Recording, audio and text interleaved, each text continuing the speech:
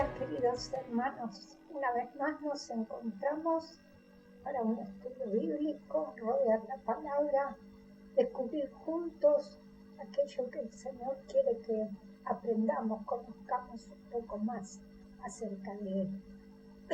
En esta oportunidad el pasaje es un poco extenso. Nos vamos a ocupar de Marcos en el capítulo 11, desde los versículos 12 hasta el 26. Esto está preparado por el autor, el escritor Marcos. Lo preparó de una forma como el formato de un sándwich.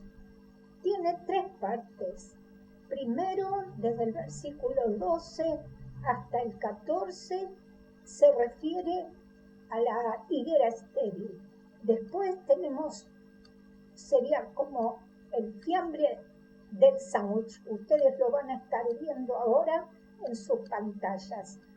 Sería el pasaje de la purificación del templo. Y después regresa a partir del versículo 20 hasta el final, hasta el 26, ocupándose Jesús de hacer una reflexión, una enseñanza, una aplicación de estos 2 primeros eventos que vamos a estar junto con Matías Robledo compartiendo con ustedes en esta mañana. Así que es un privilegio en esta primavera incipiente disfrutar juntos de este pasaje, porque justamente Marcos, en el capítulo 11, el autor nos presenta el escenario de la semana previa a la ejecución, a la crucifixión de Jesús, y esto sucede en Palestina, justamente en la primavera de ese año. Jesús el domingo entró de una manera muy particular a la ciudad de Jerusalén, montado en un polino, un asno pequeño, la cría del asno, y entró como un príncipe de paz, realmente. Entra a la ciudad de Jerusalén y ya sobre la tarde lo vemos acercarse al templo. Marcos 11:11 nos dice así: entró Jesús en Jerusalén y en el templo, y habiendo mirado alrededor todas las cosas, como ya anochecía, se fue a Betania con los 12. Tratemos de ubicarnos en aquel lugar. Jesús miró alrededor, miró para todos lados. ¿Qué vio? ¿Qué buscaba Jesús? ¿Qué intentaba deducir? ¿Qué se imaginaba? ¿Qué lo conmovió? ¿Qué pasó? Allí tenemos como un agujero que el autor no nos da respuestas. Simplemente nos tenemos que imaginar nosotros. Pero sigamos con la lectura del pasaje. Al día siguiente, cuando salieron de Betania, tuvo hambre. Ellos se fueron a pernoctar a la casa de Marta, María y Lázaro y volvieron hacia Jerusalén. 3 kilómetros, en un rato los muchachos con Jesús anduvieron ese camino. Pero dice la palabra que al costado del camino vieron una higuera. Jesús, al verla de lejos, se acercó para buscar frutos. Y dice que estaba llena de hojas, pero cuando llegó a ella no encontró nada, sino solamente hojas, pues no era tiempo de higos. Entonces Jesús le dijo a la higuera: nunca jamás coma nadie fruto de ti.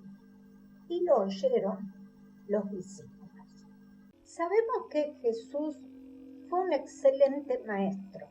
Usaba diferentes recursos literarios, metáforas, parábolas.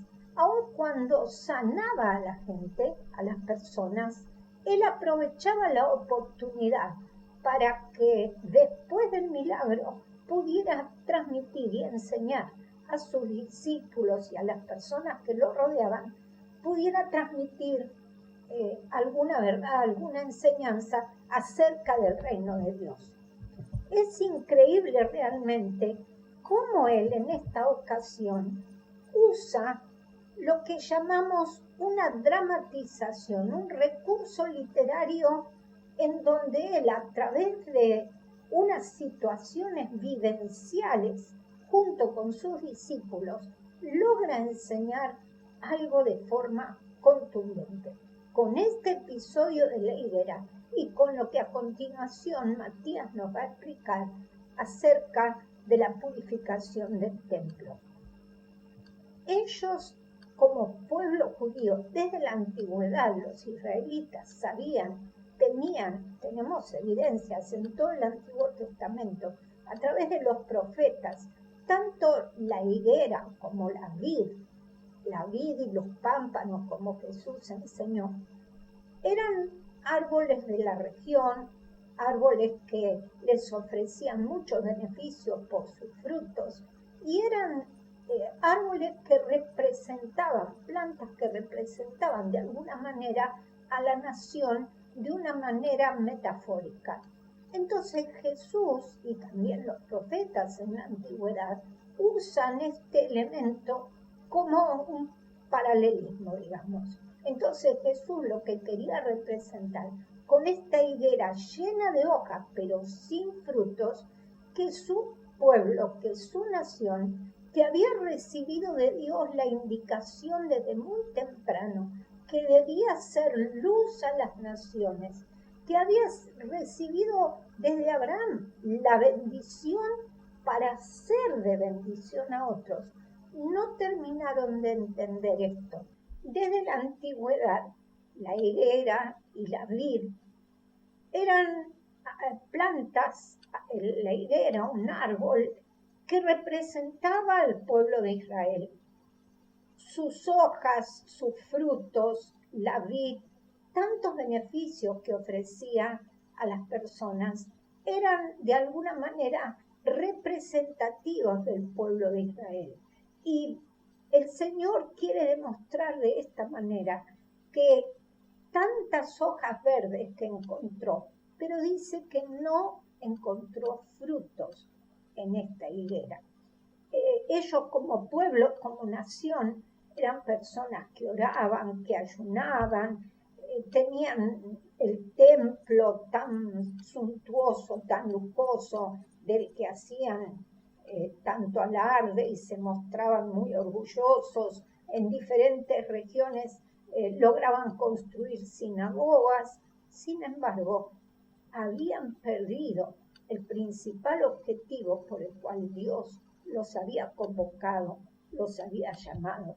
Tenían sacerdotes, tenían fariseos y escribas, pero no habían logrado el objetivo, no satisfacían la demanda que el Señor les había preparado. Pero hay un punto, un detalle al final del versículo 13 que nos llama la atención, porque Marcos dice: Jesús llegó hasta la higuera, la vio de lejos, frondosa, llena de hojas. Llegó hasta ella y dice, no encontró ningún fruto, solo hojas. Y Marcos dice, porque no era tiempo de higos. Y nos quedamos sorprendidos. ¿Cómo es posible que Jesús se disgustara de esta manera frente a una planta que no era tiempo de que tuviera higos y él fue a buscar frutos? Comenzamos a indagar y ahora nosotros vamos a mostrarles en una imagen cómo es la planta de la higuera durante la primera etapa de la primavera. La planta comienza a tener brotes y hojas y al mismo tiempo tiene pequeños botones que son del final del verano anterior, frutos que no lograron madurar. No hubo tiempo y quedaron allí como atrapados en unos botones que luego en la primavera crecen y se forman lo que llamamos brevas. Van a ver también ustedes ahora una imagen de una rama de higuera en donde hay brevas y hay higos pequeños que todavía son verdes. Lo que Jesús estaba buscando en esta primavera eran las brevas, señal de que esta planta al final del verano iba a tener higos. Si en la planta no había brevas, significaba que aún al final del verano no iba a tener tampoco higos. Entonces lo que Jesús estaba buscando eran esas brevas que eran más grandes que los higos, menos dulces, pero bien nutritivos. No sabemos si habían desayunado suficientemente bien en casa de Marta, María y Lázaro, si él realmente desde su humanidad sentía apetito, tenía hambre, o lo hizo de una manera provocada o a propósito, como decimos, para poder mostrar y enseñar qué estaba esperando él de su pueblo. Y Dios que estaba esperando y que el pueblo no estaba cumpliendo. Entonces encontramos en el versículo 14 algo que nos llama la atención en Jesús. Este es como el anticipo de su enojo mayor al llegar al templo. Dice entonces Jesús dijo a la higuera, nunca jamás coma nadie fruto de ti. Y lo oyeron los discípulos. Hermanos, esta primer parte nos convoca, nos hace reflexionar. ¿Cuántas veces Jesús, en el Evangelio de Juan, simplemente miremos 2 o 3 versículos, él dice, en esto es glorificado mi Padre, en que llevéis mucho fruto y que así seáis mis discípulos. Y después dice, no me elegisteis vosotros a mí, sino que yo los elegí y os he puesto para que vayáis y llevéis fruto y vuestro fruto permanezca. ¿Cómo es mi vida? ¿Hay frutos o soy pura hoja? Puro demostrar, pero en el fondo la espiritualidad es cáscara vacía. Que podamos pensar juntos. Ahora vamos con Matías a ver la segunda parte y después regresamos para cerrar y observar al día siguiente qué pasó con esa higuera. Hasta luego. Dios los bendiga, hermanos. Muy buenos días. Y avanzando un poco más con la lectura de Marcos, nos encontramos con esta segunda parte en la cual Jesús, algunas traducciones dicen Jesús purifica el templo y otras traducciones como la que tengo acá en mano dicen Jesús despeja el templo. Bien, vamos a ver realmente qué fue lo que pasó en ese momento y por qué Jesús reacciona de la manera en la que reacciona frente a lo que ve. Dice así, Jesús despeja el templo. Cuando llegaron de nuevo a Jerusalén, Jesús entró en el templo y comenzó a echar a los que compraban y vendían animales para los sacrificios. Volcó las mesas de los cambistas y las sillas de los que vendían palomas, y les prohibió a todos que usaran el templo como un mercado. Les dijo, las Escrituras declaran, mi templo será llamado casa de oración para todas las naciones, pero ustedes lo han convertido en una cueva de ladrones. Cuando los principales sacerdotes y los maestros de la ley religiosa oyeron lo que Jesús había hecho, comenzaron a planificar cómo matarlo. Pero tenían miedo de Jesús, porque la gente estaba asombrada de su enseñanza. Bien, es súper interesante poder conectar a este Jesús con el Jesús que venimos trabajando en todos los versículos anteriores y que vamos a ver versículos más adelante. Un Jesús amoroso, misericordioso, que ayuda, libera, cura, sana a todos los enfermos y oprimidos. Y acá nos encontramos con un Jesús un poco distinto, vamos a decirlo entre comillas, enojado por algo que aparentemente le molestó en gran manera. Pero para entender un poquito mejor esto, vamos a recordar un poco cómo estaba conformado el templo que es donde sucedió la acción de Jesús. El templo estaba dividido por distintos sectores o distintos atrios, por así llamarlo, que separaban a unas clases sociales de otras, por así decirlo. Estaba el atrio interior, que estaba dividido en dos sectores. Teníamos por un lado el atrio de las mujeres y por el otro lado el atrio de los varones. Ellos estaban separados, no podían estar juntos en el templo. Después, un poco más adelante, estaba el atrio de los sacerdotes, que era donde se ofrecían los holocaustos, y un poco más arriba estaba el atrio donde una vez al año ingresaba el sumo sacerdote a ofrecer el sacrificio por expiación de los pecados.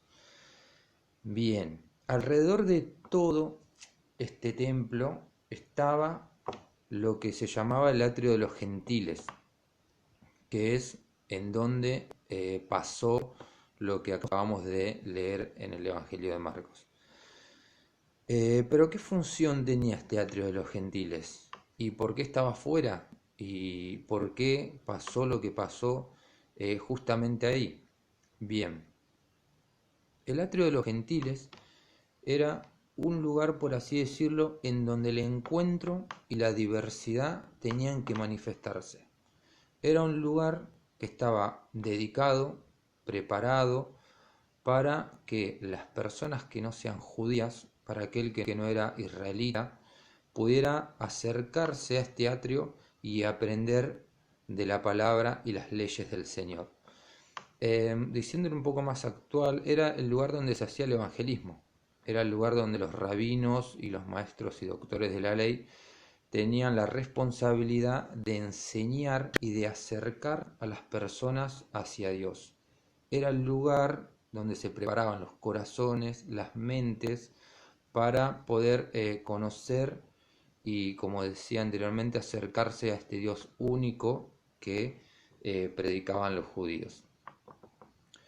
Ahora, ¿verdaderamente este atrio estaba cumpliendo la función para la cual fue construido? ¿Verdaderamente este atrio estaba destinado para eso? ¿Estaba preparando los corazones y las mentes de las personas? Aparentemente no. Y vamos a ver un poco en qué es lo que se convirtió este atrio de los gentiles. Primeramente, había un lugar que era el lugar de los cambistas. Los cambistas eran aquellas personas que estaban encargadas de cambiar la moneda del templo por la moneda que los peregrinos traían de sus países o sus lugares de región. En esta fecha, en donde pasó lo que pasó, que acabamos de leer, era una fecha en donde el templo estaba recibiendo mucha gente porque venían de distintas partes o de distintos lugares a cambiar sus monedas para poder pagar el tributo anual que se pagaba en el templo. Pero este impuesto, vamos a decirlo, anual, no podía ser pagado con las monedas que cada peregrino traía de su país, sino que vos venías con tu moneda de tu país y tenías que acercarte a la mesa de los cambistas para que ellos te cambien por la moneda que los sacerdotes aceptaban, que era la moneda del templo. Bien, hasta ahora parecería como todo muy ordenado, muy prolijo, pero en realidad detrás de todo esto había unas altas comisiones que se cobraban por la transacción de esta moneda. Los cambistas cobraban fuertes comisiones para poder cambiarte la moneda por la moneda del templo, ya que ellos tenían que pagarle al sumo sacerdote el lugar que se les daba en el atrio de los gentiles para poder poner sus mesas y hacer sus negocios.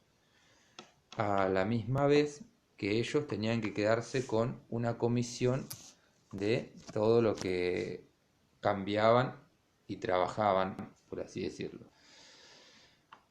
Bien, era tan alto el impuesto que se cobraba por esta transacción, que muchas veces las personas se les resultaba o inalcanzable o directamente se quedaban sin absolutamente nada, porque tenían que pagar el impuesto y aparte tenían que pagar las comisiones para los cambistas, y que iba destinada a la clase religiosa.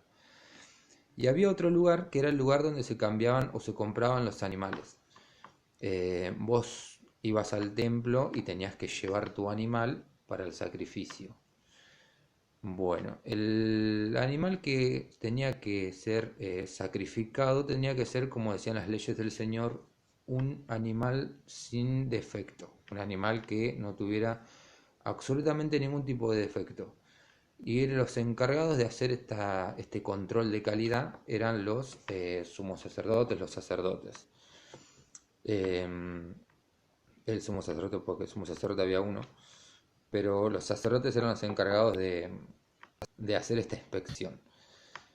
El problema que había detrás de todo esto era que los sacerdotes, justamente en esta parte, se ocupaban estricta y rigurosamente de encontrarle cualquier tipo de defecto al animal que los peregrinos pudieran traer de sus lugares, con el objetivo de que ese animal sea rechazado y poder comprar uno que se vendía a altos costos en el atrio de los gentiles.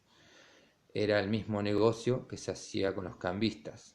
Había un porcentaje que iba destinado a los sacerdotes por concederles este lugar dentro del templo para poder hacer sus negocios y vender sus animales. Entonces, si vos venías con tu cabrito, con tu animalito, que lo cuidaste todo el año, lo preparaste todo el año para poder traerlo para el sacrificio, venías con el animalito y estos sacerdotes, lo más probable y lo más seguro era que te lo rechazaran con el objetivo de que vos compres un animal en el templo.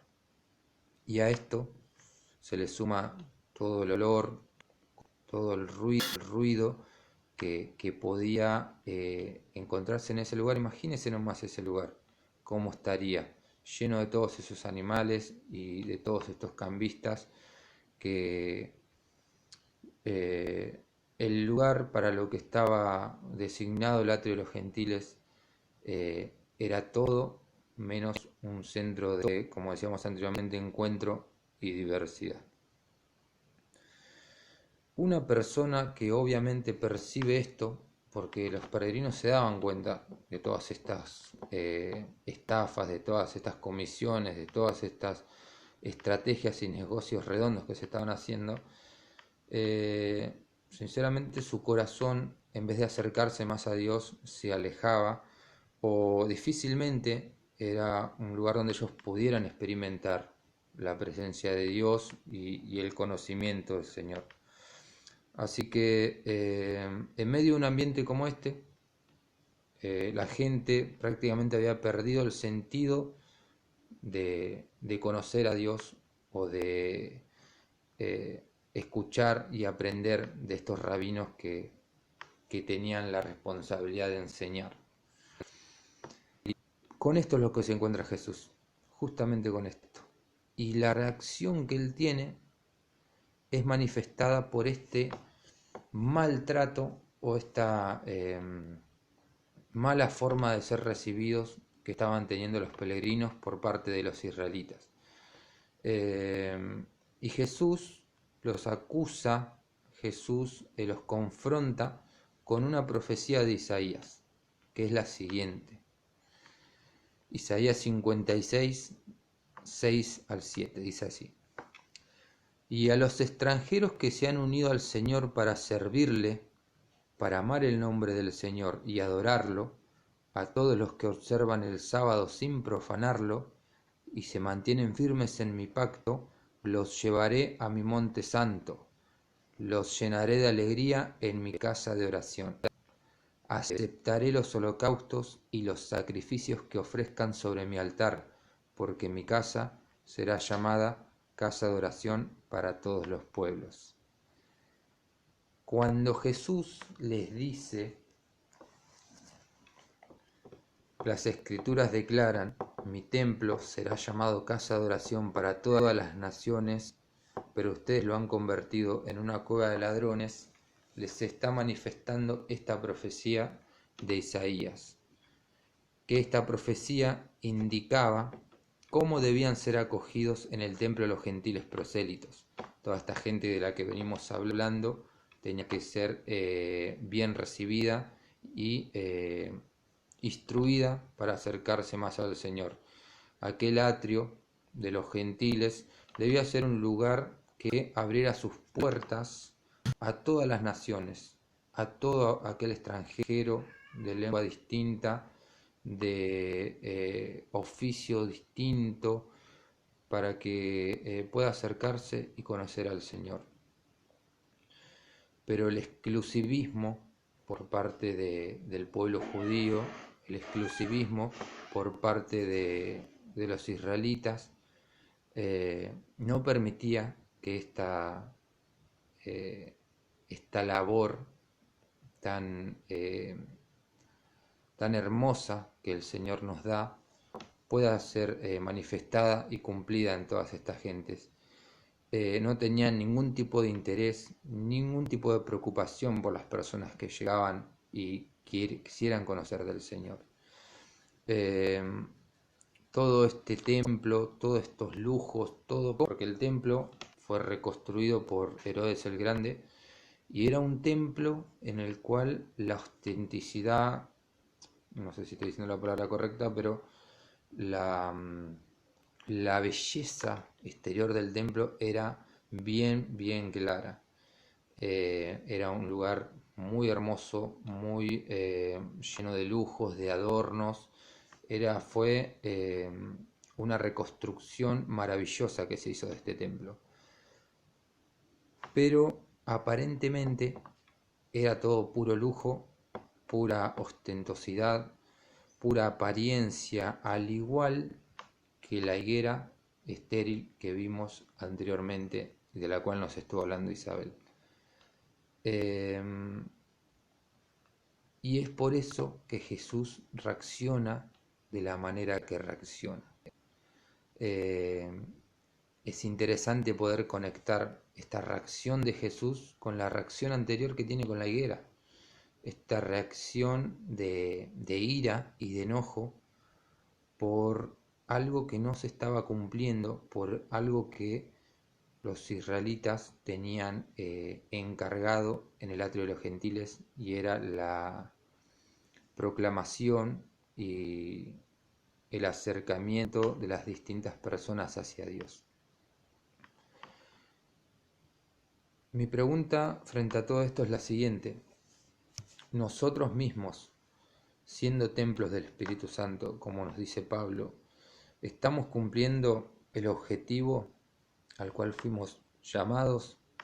¿Estamos cumpliendo el objetivo que el Señor nos encomendó? ¿O somos pura apariencia? ¿O somos puro lujo? ¿O somos pura vestimenta? ¿O somos puras palabras? Y nuestro objetivo no está siendo cumplido como en el atrio de los gentiles. Debemos recordar que el bautismo, el ser miembro de una iglesia, el participar de la cena del Señor y todas estas prácticas externas que nosotros podamos hacer cada domingo, cada mes o en el trayecto de nuestra vida cristiana, pueden ser únicamente hojas, como en el caso de la higuera, o pueden ser únicamente estructuras o maneras de ver que son vacías y sin sentir y sin objetivo.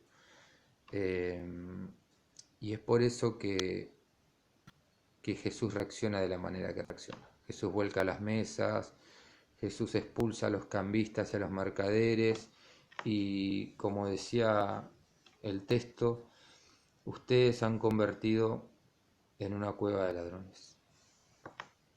Así que, hermanos, para continuar con esto y cerrando esta segunda parte, quería dejar el texto de Segunda de Pedro capítulo 9, que dice así: mas vosotros sois linaje escogido, real sacerdocio, nación santa, pueblo adquirido por Dios, para que anunciéis las virtudes de aquel que os llamó de las tinieblas a su luz admirable. Que Dios los bendiga, hermanos, y que podamos proclamar y anunciar y cumplir el objetivo por el cual el Señor nos llamó a cada uno de nosotros. Ahora vamos a ver cómo continúa la narración de la higuera y cómo termina todo esto. Bien, hermanos, continuamos con nuestro pasaje entonces. Ahora vamos desde el versículo 20 hasta el 26 para completar el estudio bíblico que hemos encarado en esta mañana.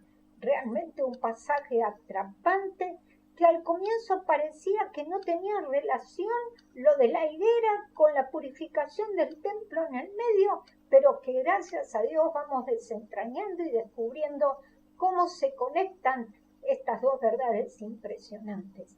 Jesús, un admirable maestro, nos ha ido enseñando a través de su ministerio, con parábolas, con hipérboles, a través aún de los milagros. Él, después de una sanación, después de la multiplicación de los panes, siempre tenía una palabra, una reflexión que nos ayudaba a descubrir tremendas verdades relacionadas con nuestro vínculo con el Señor y la extensión de su reino. Después de la purificación del templo, y vamos a la lectura del versículo 20, dice que antes de llegar la noche, el 19, antes de llegar la noche, Jesús con sus discípulos salen de Jerusalén rumbo a Betania nuevamente. Y el versículo 20 dice, pasando por la mañana, vuelven de regreso a Jerusalén, vieron que la higuera se había secado desde las raíces. Entonces Pedro, acordándose, le dijo, Maestro, mira, la higuera que maldijiste se ha secado. La acción profética de Jesús sobre el templo y sobre la higuera nos muestra, nos enseña una gran verdad. Y Jesús no había dicho, en el versículo 14 dice, nunca jamás nadie coma fruto de ti. No había dicho que se iba a secar desde la raíz, pero evidentemente el obrar de Dios fue contundente y vamos a ver un poquito más a partir de ahora. La respuesta de Jesús nos descoloca una vez más. Pareciera que no sigue la conexión, no le sigue, vamos a decir, la conversación a Pedro, porque Jesús le responde y les dice, tened fe en Dios. ¿Qué quiere decir Jesús? ¿Cómo conectamos esto con lo anterior? El pueblo de Dios, el pueblo elegido por Dios, a quien se le asignó una tremenda responsabilidad de ser luz a las naciones, de ser portadores de la verdad de Dios, de recibir bendición para ser bendición, habían perdido el objetivo, habían perdido la ruta, habían abandonado esto que Dios les propuso y que renovó y que vez tras vez Dios los perdonó y los vuelve a traer y los vuelve a conquistar y vuelven ellos a caer y a pecar. Y esto es como que Dios dijo, hasta aquí llegamos, basta. Entonces, pensemos qué significa, si hiciéramos un reportaje, te hiciera una pregunta, ¿qué significa para vos tener fe en Dios? Para pensar en este asunto de la fe, hay tres aspectos que tenemos que conjugar, unir de alguna manera para comprender un poquito más. En primer lugar, debe haber alguien que asume este compromiso de una promesa, de una verdad, de una palabra que se nos da. Y este alguien es Dios, que desde el comienzo nos va marcando la ruta. Entonces, cuando Dios nos propone algo así, nosotros decidimos como seres humanos creerle a Dios y seguir detrás de lo que Él nos enseña, nos indica, nos marca el camino. Una vez que yo asumo esto, digo, si realmente Dios es digno de confianza, le creo, pongo mi fe en Él. Vamos a poner un ejemplo práctico. sencillo, algo cotidiano. Pongamos un ejemplo, que yo tengo una amiga que me llama y me dice, bueno, mira, prepara algo que eso de la una paso y almorzamos juntas. Pero yo digo, no, seguro que no viene, vendrá más tarde. Pongo en tela de juicio, pongo en duda su palabra y procedo en consecuencia, dejo, me ocupo de hacer otras cosas. ¿Cómo es? ¿Le creo o estoy poniendo en tela de juicio su palabra? Y la estoy haciendo de alguna manera mentirosa. Si yo pongo en tela de juicio las promesas y las palabras de Dios, su palabra, la Biblia dice que hago a Dios mentiroso. Esto es muy grave. ¿Cómo es? ¿En quién hemos puesto nosotros nuestra fe? ¿Le creemos a Dios o vamos poniendo en tela de juicio, en duda, cómo es nuestra fe? Esto es algo que tenemos que pensar y revisar y ajustar en nuestras vidas. Avancemos con la lectura. El versículo 23 dice, de cierto les digo que cualquiera que dijera a este monte, quítate y échate en el mar, y no duda en su corazón, sino cree, será hecho lo que dice. Muchas veces, como dijimos, Jesús usa hipérboles, como en este caso. Es como cuando uno dice, ay, me morí de risa. No es que uno murió, sino que es una expresión, una forma literaria de expresar una cierta verdad. Cuando Jesús nos está hablando de un monte, es un gran obstáculo. ¿Cuál es el mayor obstáculo en la vida del ser humano para relacionarnos con Dios? Creo firmemente que nuestra humanidad pecadora, es el mayor obstáculo que tenemos para avanzar y para vincularnos con el Señor. Entonces, miremos lo que dice el Señor desde el Antiguo Testamento. En Miqueas 7, el versículo 9 dice, volveré a tener misericordia de cada uno de ustedes, sepultaré sus pecados, los echaré en lo profundo del mar. Nuestro mayor obstáculo puede ser removido por la fe en Dios si creemos en Jesucristo como nuestro Señor y nuestro Salvador. Pero también tenemos como comunidad de fe, como iglesia, obstáculos delante nuestro. Estaba leyendo esta mañana que la Organización Mundial de la Salud está hablando de que este virus parece que llegó para quedarse. A pesar de que están trabajando a full con la búsqueda de la vacuna y estamos intentando encontrar caminos para mejorar o tratar de normalizar, el gran obstáculo que tenemos y el gran desafío como comunidad de fe, como iglesia. El pastor siempre nos dice, hay que repensar la iglesia del futuro. Y vienen tiempos en donde hay obstáculos que debemos, guiados por su Espíritu Santo, ver cómo los vamos a sortear. Jesús sigue diciendo, por tanto les digo, el versículo 24, que todo lo que pidan en oración, crean que lo recibirán y les vendrá. Este es un punto, hermanos, en donde tenemos que hacer una pausa y reflexionar juntos. Orar creyendo, sin dudar. Pero cuidado, porque esto no es una fórmula mágica. Tenemos que orar según su voluntad. Tenemos que orar mirando a través de la historia la revelación de Dios y orar buscando, enfilándonos en su voluntad. Jesús nos enseñó en el Padre Nuestro, sea hecha tu voluntad. Él en Getsemaní, frente al gran desafío que se le presentaba, clamó al Padre tremendamente conmocionado, si es posible, pase de mí esta copa, pero no sea como yo digo, sino como es tu voluntad. Y que nosotros también, hermanos, podamos orar de esta manera, guiados por el Espíritu Santo. El miércoles pasado, al inicio de la reunión de oración, nuestro pastor en su oración de apertura decía, Padre, guíanos a través de tu Espíritu Santo para orar acorde a tu voluntad, para saber cómo pedir, para saber cómo clamar delante de tu presencia. Martín Lutero decía que la oración no es para cambiar los planes de Dios. Uy, ¿quién soy yo para querer cambiar los planes de Dios?